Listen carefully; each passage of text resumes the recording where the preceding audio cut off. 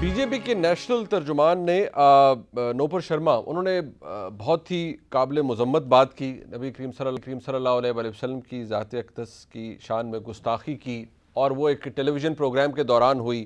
پھر اس کے اوپر بھی ایک اور رہنما نے ٹویٹ کیا. اب وہ تاثر جو کہ بھارت کی طرف سے بھارت کے اندر مسلمانوں کے ساتھ کیا ہوتا رہا ہے یا ہو رہا ہے یہ کسی سے ڈھکا چھپا نہیں ہے، لیکن اس طرح کی حرکتیں جب کی جائیں گی اور بھارت کا اگر یہ خیال ہے کہ اس پر پردہ پڑا رہے گا تو ایسا نہیں ہے. اب کوشش ضرور کی جا رہی ہے بھارت کے اندر سے حکومت کی جانب سے کہ نہ صرف ان لوگوں کو سائیڈ لائن کیا گیا ہے، کسی کو جماعت سے نکال دیا گیا ہے، وضاحتیں دی جا رہی ہیں کہ ہماری تو بڑی انکلوسیو سوسائٹی ہے، لیکن اب یہ معاملہ بھارت کے اندر تک نہیں رہا. اب اس کا نوٹس مسلم امہ لے چکی ہے. اگر دیکھا جائے تو کویت، قطر، ایران اور اب پاکستان نے بھی جو بھارت کے سفراء ہیں ان کو بلا کر اپنے ممالک کے اندر بھرپور اظہار مذمت کیا ہے اور جو کہا گیا ہے اس کے اوپر بہت زیادہ اعتراض کیا گیا ہے.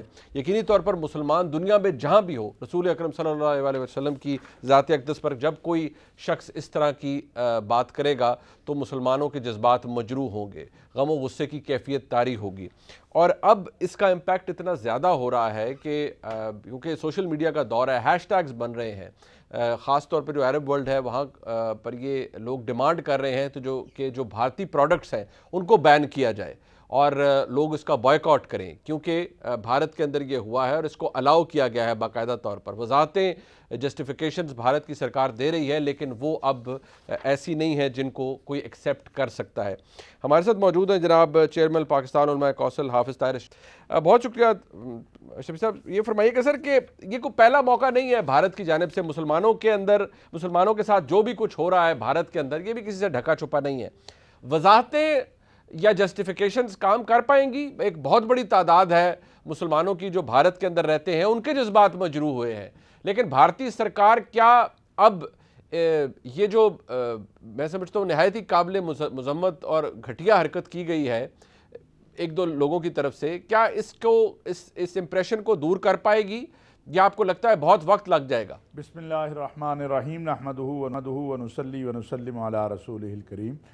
گزارش یہ ہے کہ اس وقت جو صورتحال ہے اگر عالم اسلام میں آپ دیکھیں تو سچی بات یہ ہے کہ جس قسم کا رد عمل اس وقت ہے پہلے کم دیکھنے میں آیا. آپ دیکھیں کہ کل کوئی عرب اسلامی ملک ایسا نہیں ہے جس کی حکومت نے، جس کی قیادت نے نہ صرف اس کی مذمت کی گئی ہو، بلکہ عرب ممالک میں تو صورتحال یہ ہے کہ جو انڈین پروڈکٹ تھیں انہوں نے سٹوروں سے نکال کے باہر پھینک دی ہیں. کروڑوں ڈالرز کی جو خریدی ہوئی چیزیں تھیں اور بائیکاٹ جو ہے وہ کیا گیا ہے. آپ کویت میں دیکھیں، قطر میں دیکھیں، بحرین میں دیکھیں.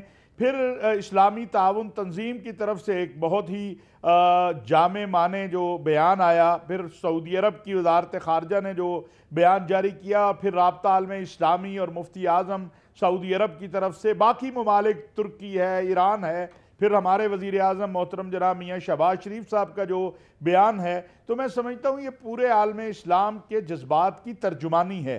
اور جو کچھ ہندوستان میں یہ چونکہ یہ حکومت کے ترجمان تھے، اس کا مطلب ہے کہ حکومت جو کچھ کر رہی تھی وہاں اقلیتوں کے ساتھ اور کر رہی ہے مسلمانوں کے ساتھ، باقی خالی مسلمان ہی نہیں، بیچارے سکھوں کے ساتھ جو ہو رہا ہے، مسیحیوں کے ساتھ جو ہو رہا ہے، تو ایک کنسنسس پیدا ہوا ہے کہ بھئی یہ تو ساری حد کراس کر گئے. قتل، قتال، مسجدوں پر حملے، مسجدوں کو توڑنا، چرچوں کو توڑنا، سکھوں کے گردواروں پر حملے. اب یہ ہمارے آقا و مولا سید الانبیاء حضرت محمد مصطفیٰ صلی اللہ علیہ وسلم کی ذات پہ آ گئے اور اہانت رسول شروع کر دی. تو یہ قابل قبول نہیں ہے. میں سمجھتا ہوں کہ جب تک ہندوستان کی حکومت ان لوگوں کو گرفتار کر کے ان پہ مقدمہ نہیں چلاتی ہے، اور وہاں بھی قانون میں موجود ہے، اس حوالے سے قوانین موجود ہیں اور خود سرکاری سطح پر جو ہے اس کی معافی نہیں مانگی جاتی ہے، یہ رد عمل شدید ہوگا. اور اس مرتبہ آپ یہ دیکھیں یہ ایک منظم انداز میں رد عمل ہے، یہ ایسا نہیں ہے. اور ہمیں بھی اس کو عالمی سطح پہ جس طرح ہم نے پہلے اسلاموفوبیا کے اوپر OIC میں گئے، پھر وہاں سے اقوام متحدہ میں گئے، ہماری جو کوشش ہے پاکستان کی، اور انشاءاللہ مجھے امید ہے کہ وہ جو ہے میاں شہباز شریف صاحب اس حوالے سے ان کوششوں کو آگے لے کے چلیں گے. اور اس وقت اسلامی تعاون تنظیم کے وزراء خارجہ کونسل کی سربراہی پاکستان کے پاس ہے.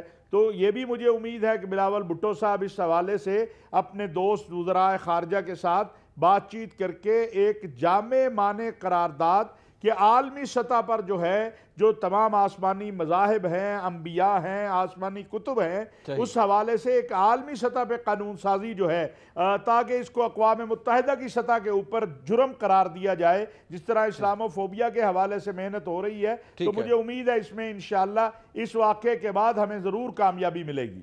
اختصار سے فرمائیے گا اشرف صاحب، یہ منسٹری آف فارن افیئرز اگر قطر کی ہے، سعودی عربیہ کی ہے، کنڈمنیشن بھی آ گئی. قطر نے کہا ہے کہ باقاعدہ طور پر ایک پبلک اپالوجی کی جائے، اور آپ نے بھی خود بتایا کہ اس سے پہلے اتنا یونائٹڈ یونیفائڈ رسپانس مسلم امہ کی جانب سے بہت سے ایشوز ہیں ان پر شاید نہیں دیکھنے کو ملا، بدقسمتی سے اس دفعہ ملا ہے. اور کیا ہو سکتا ہے؟ کیا یہ کافی ہوگا یا اس سے بھی زیادہ ایگریشن دکھانا چاہیے کم از کم اس معاملے پہ پورے مسلم امہ کو؟ دیکھیے منیب بھائی، آج کا دور اعلام کا دور ہے، سوشل میڈیا ہے، آپ کے پاس میڈیا کی قوت ہے، تو ہمیں اپنی بات کرتے رہنا چاہیے. کیونکہ بطور مسلمان میں تو کسی کے جھوٹے خدا کو بھی مجھے حکم ہے کہ اس کو برا نہ کہوں کہ جائے کہ، تو ہمیں اپنے اسی موقف کے اوپر آنا ہے کہ ہم تو سب کو مانتے ہیں، تمام انبیاء، تمام آسمانی کتب، ہمارے جو مقدسات ہیں ان کی توہین نہ ہو. اس کو انشور کرنے کے لیے جو ہے یہ محنت جاری رکھنی ہوگی جب تک اقوام متحدہ سے اس کو جرم نہ قرار دلوا لیا جائے اور ایک منظم انداز میں قانون سازی نہ ہو جائے.